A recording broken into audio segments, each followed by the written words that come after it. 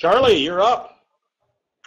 Governor, if you were invited to the RJC foreign policy debate that occurred last week, how would your views have differed from the frontrunners, Speaker Gingrich and Governor Romney?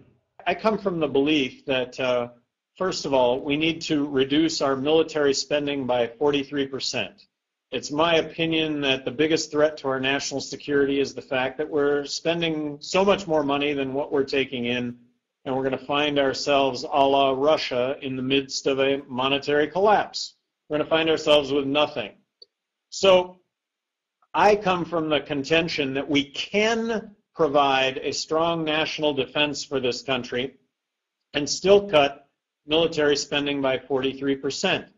The operative word being defense as opposed to offense, as opposed to nation building. I just think there is unintended consequence for all of our foreign interventions. Iran is a great example.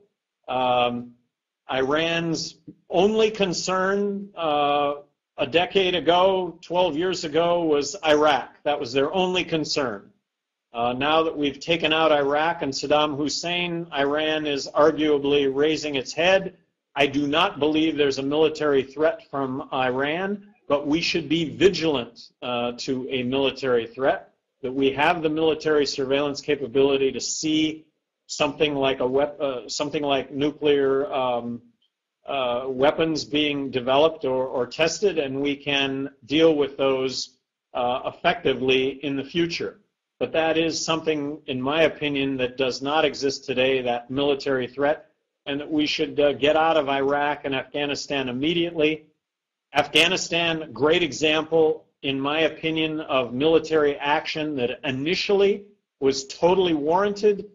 We were after Al-Qaeda, and after 6 months of being in Afghanistan, I think that we wiped out Al-Qaeda, but that was 10 years ago, and we're building roads, schools, bridges, highways, and hospitals in Iraq and Afghanistan and other places in the world, and I think we have those same needs here in this country. So I think my views differ significantly in the fact that out of the worldwide dollar being spent on military spending today, 52 cents of that dollar is being spent by the United States, and we're 5% of the world's population.